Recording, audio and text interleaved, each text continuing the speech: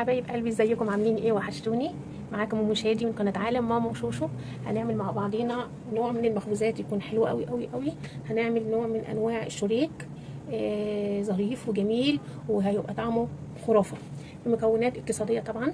معانا كوبايتين لبن، كوبايه سكر، 125 جرام زبده، ولو زبده من النوع الحلو يكون احسن اللي هي نيوزيلندي. ومعانا 3 بيضات، بس بيضتين هنحطهم في العجينه والبيضه الثالثه هنتن بيها الوش.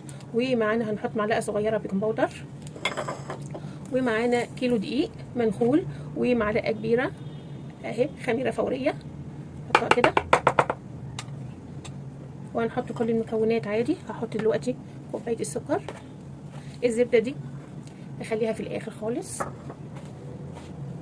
حطينا دلوقتي السكر والخميره وكيلو الدقيق. وهنحط رشه ملح اهي، رشه صغيره.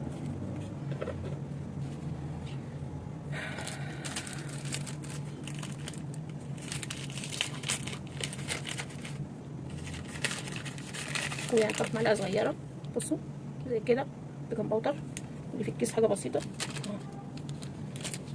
وهنقلب.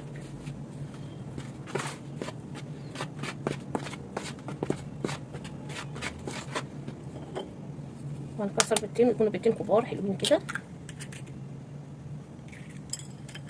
وقلنا التالتة دي هندهن بيها الوش ان شاء الله مع بعض كده. واللبن طبعا دافي اهو، لبن دافي.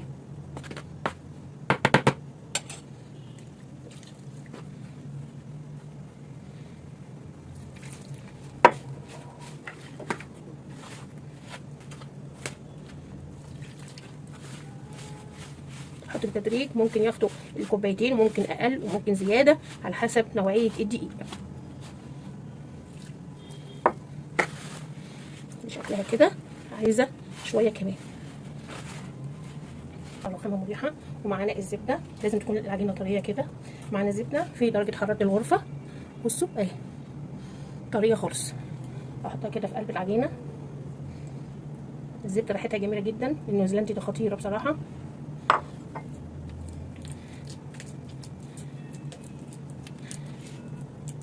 ادخل بقى الزبده كده في العجينه وهي اعجنها. طعمها جميله وتحفه. بصوا بصوا طريه ازاي، وفي نفس الوقت مش بتلزق. بس دي عشان انا دي اللي انا بعجنها اهي. هجيب الطبق بتاعي اهي، حطيت فيه حته زيت والف فيها العجينه عشان ما تنشفش، واغطيها عشان تخمر، ونشكلها ان شاء الله مع بعض يا حبايبي.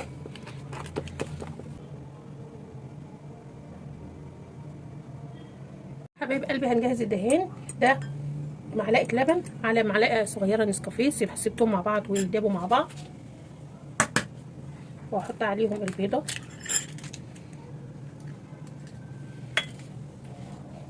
واحط معلقه صغيره خل،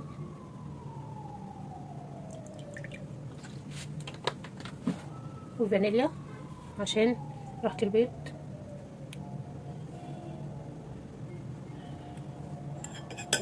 وادوبهم كده.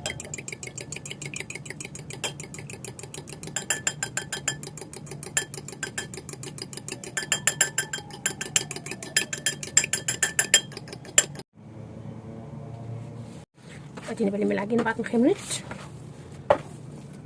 يا حبيبي. بصوا ملبن ملبن كده. طيب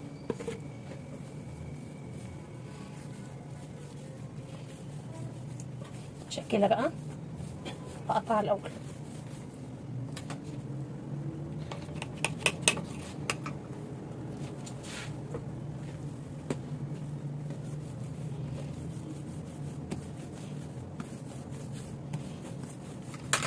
بقطعها بقى احلى صغيره.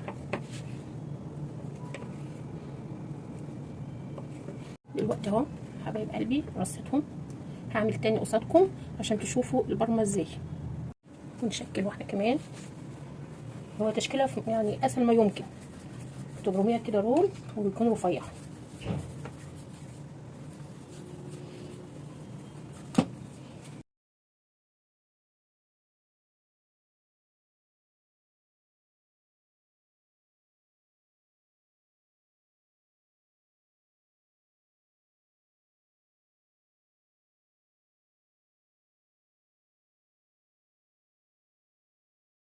حبايبي او الصاج اهو خمر. هنجيب بقى الدهان اللي احنا عملناه مع بعض، اللي هو عباره عن معلقه لبن وكبيره، ومعلقه صغيره نسكافيه، ومعلقه صغيره خل، ومعاهم بيضه، ونص معلقه صغيره فانيليا. هندهن بقى بالراحه كده عشان ايه نحافظ على الخمران.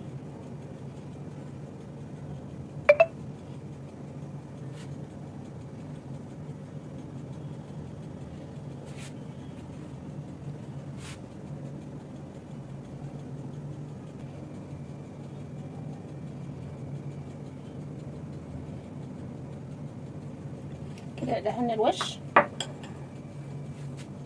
نحط بقى ايه رشه سكر،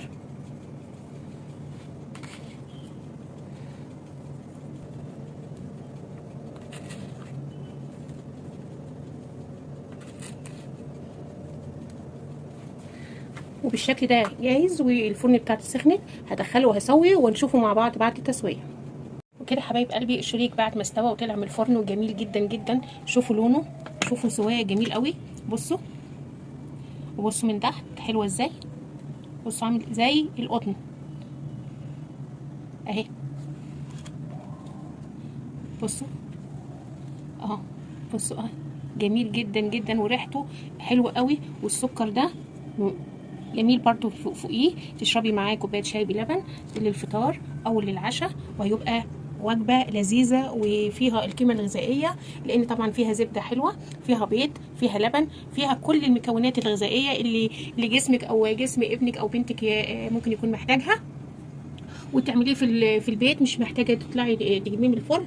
عمرك ما هتلاقيه بالطريقه دي، ولا بالقيمه الغذائيه، ولا بالمكونات الغذائيه اللي موجوده فيه. هتلاقيه بره في الفرن. طبعا انت هتعمليه احلى من كده كمان، عشان طبعا اي ام بتحب ولادها، يعني عايزه تعمل لهم كل حاجه حلوه في الدنيا. وتسلم ايديكي مقدما حبيبه قلبي لما تعمليه لاولادك وتعمليه لحبايبك ولجوزك. اقول لكم ايه، انا لغايه دلوقتي ما فكرتكمش باللايك والشير وسبسكرايب وتفعلوا الجرس عشان يوصل لكم كل جديد من عالم ماما وشوشو. الى اللقاء في فيديو جديد ان شاء الله.